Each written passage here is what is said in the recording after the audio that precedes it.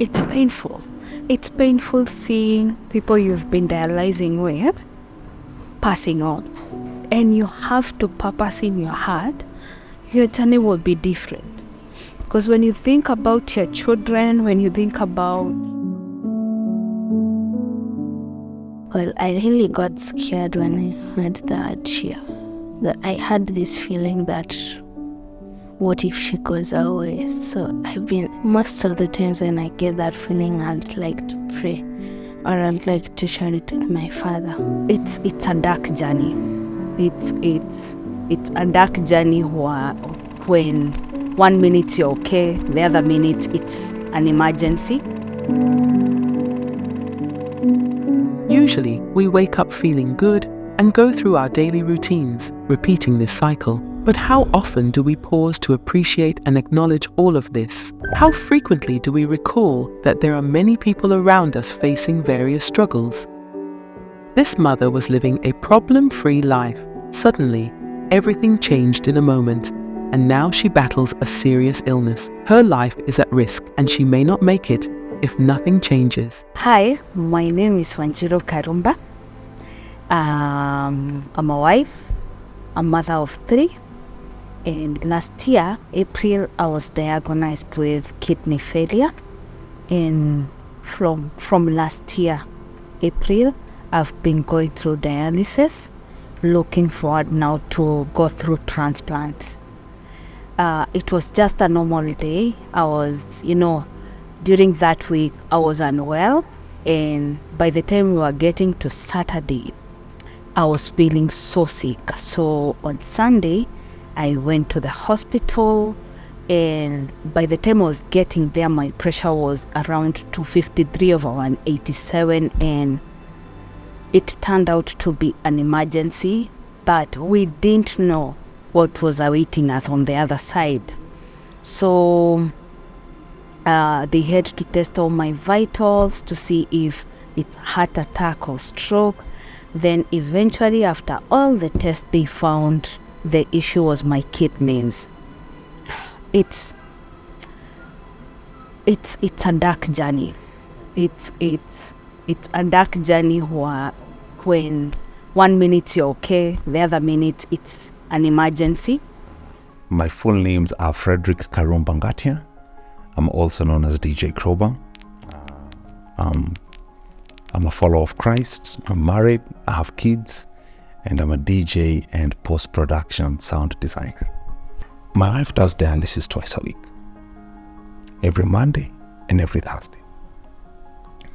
And there was a point she got an infection during dialysis. And that infection got her hospitalized again. And that was a huge shake-up for me. And seeing that unfold was not easy. Going back to the hospital, and we were there previously, wasn't easy. And that positioned my heart into whatever you have to do to keep the girl alive, do. That was the light bulb moment for me when she was hospitalized the second time. And that shook us up, not only me, shook up my wife, shook up the kids, our siblings, our own parents, everyone was shaken up. And so with that, we knew when we can't hold back on this. Hi, my name is Wanjiru Karumba. I'm 11 years old, and my mom has kidney failure. The day when I heard that she had kidney failure was the day when my brother was born. It was kind of tough because I never got to have the chance to stay with her because she was in the hospital. So my only person that I had with was my father. It was kind of hard because my father was alone, and I was meant with having the both of them together. The previous admission, at least visitors would come to see me in the hospital, friends, family, and I could see the shock in their face when they could look at me, and I knew I was doing badly. So when I was admitted the second time, I decided, no, I do not want any visitor. I need this time for myself, and I needed time with God. I needed time with God to really have a talk. And what I wanted was, if God, you're going to allow me to go through this journey, there are things we have to agree. And one of them, I do not want people to look at me and feel mercy or feel pity for me because of what I'm going through. Number two, I want to be around to take care of my family, to be there for our children as they grow, because our son, by that time, he was 2. Our firstborn was 10. She was actually 9. Our secondborn was 8. And so they are young kids who need the love of their mother. And so that was the time I decided, you know what, God, you've allowed this to come to me. I fully accept this journey. And whatever will come with this journey, I fully accept it. The bad days, the good days, I will go through this and come out victorious. Returning to the hospital was also mainly due to the fact that her kidneys had reached the stage where it was impossible to heal and function normally again. And when it gets this bad, you need another kidney for transplant, and this surgical procedure costs a lot of money. The beginning of this year, we had family meetings where now we had to tell our family, my siblings, our parents, that we are about to take another journey, which is transplant.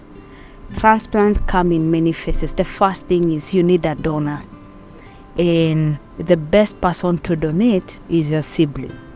So 2 of my siblings, we didn't match, but my small sister, we matched. That was the beginning of the year.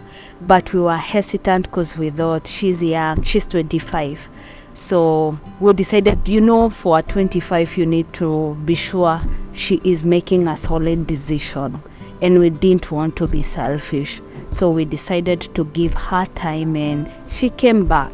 And we knew now her decision was grounded, and we started the journey of now transplant. My name is Mercy Wambio Kuria. I'm a sister to Joy Karumba, Wanjiru Karumba. My sister was diagnosed with kidney failure, and after a while on dialysis, I volunteered to be the donor, and I matched. It's been a tough journey, but we thank God for the far we have come. I thought maybe it might affect me. It might affect my life. I felt, I never knew where they usually cut. So I thought like they cut around here. But then I was told like the kidneys are around here. So my fear was about having kids later. And then I talked to my doctor. She was like, no, there's no, you have kids, you live your life, you fully live your life. And then I feared like, what if my other kidney fails? But what happened when you give your kidney, they take the weakest. You're left with the one which is more active. So yeah, that's what happens. So I think I don't have any fear. Yeah, no fear anymore. Yeah. It's been a tough journey because transplant requires funds, because there's pre-transplant, surgery, and post-transplant. So right now we're in that state where we are raising the funds so that this dream can come true, and I'll be able to go back to my normal life. I'll be able to be, I'll be able to live my life without 2 weeks being taken away 2 days being taken away from my week every other week. So, and there are so many effects of dialysis. There are days you will come okay and something just happen, and you live here not feeling so well. Then there's the cost of it, the tests, the scans, it's financially draining. So I decided not to keep quiet because there were 2 reasons here at play. One is we had seen the transplant journey ahead, And we did not have the resources for that. You can only have enough, but enough I think we had very little money. I knew by ourselves as a family, we couldn't afford this particular transplant. And a lot of the resources were going into our wellness, into our medication, into our diet. And I was in the red towards that. Currently, we're still on dialysis. That's where we are right now. Where are we going? We're heading towards a transplant. The transplant has a valuation of 6 million. We're actually closing in, and we're on that last jump to be held our hands, man. And this is why we're here. Because after there, the next thing is life. Literally, this is one of those moments that puts you in a situation where we are giving back someone a reason to live. This is my own wife, a mother to my own kids, a mentor to many women out there and men. And this woman has a reason to be alive. That is just me on a personal level. Just on a personal level, this lady is adding value to this world. And I'll do everything possible to keep this girl alive. Yes. When life puts you in a situation where you have to do something, but you can't see a way, it can make you sad. However, there might be a way or another solution to do what seemed hard and impossible. That's why they chose to be open to people worldwide who have the heart to support them on their journey by helping in any way. When people look at someone like me as a public figure, they think I have all the money in the world. I don't. It's just a clear sign out there. I am not where you think or where many people think I am. All right, and so our industry might seem like it's flourishing, but such is life. You know, it deals you a good one, and when it deals you, it deals you. And the sooner you accept the reality, the better off you are. This is me accepting my reality. And this is why we came out asking for help. Yes. It's painful. It's painful seeing people you've been dialyzing with passing on. And you have to purpose in your heart, your journey will be different. Because when you think about your children, when you think about life, you're not so special that you're not the one. But you have to speak life. No matter what, you have to. When you grow, let's say on a Thursday, and somebody has left us, you have to encourage yourself. You have to purpose that it's not going to crush me. Their journey is done. We keep on keeping on. We keep on going on. And also having a supportive spouse. I am so grateful that my husband has been with me through this journey. When I get the second chance, I would want to make sure that those people who are going through this journey or any other chronic illness, they have accessibility to mental health. That's my because us getting here, therapy has played a huge role.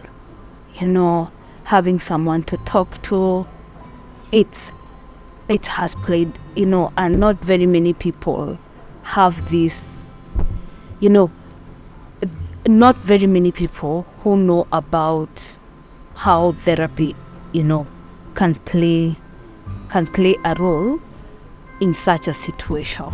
So it's creating the awareness of.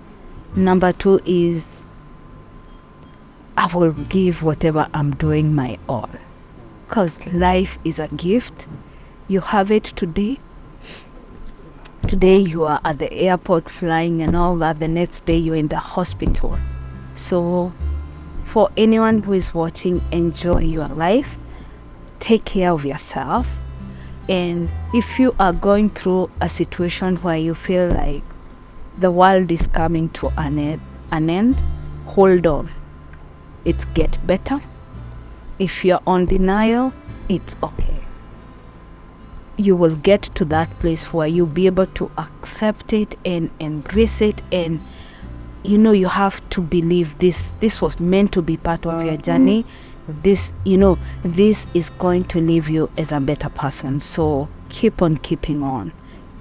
If you have someone who is going through this, support them, be there for them, love your family, love people. Life is a gift. Well, I really got scared when I heard that. That I had this feeling that what if she goes away? So most of the times when I get that feeling, I'd like to pray, or I'd like to share it with my father. Please, guys, may you help us with this journey. As we go through this journey, we urge you that you may support us in any way, financially, prayers, or in any other way you might be convicted to stand with us. Thank you.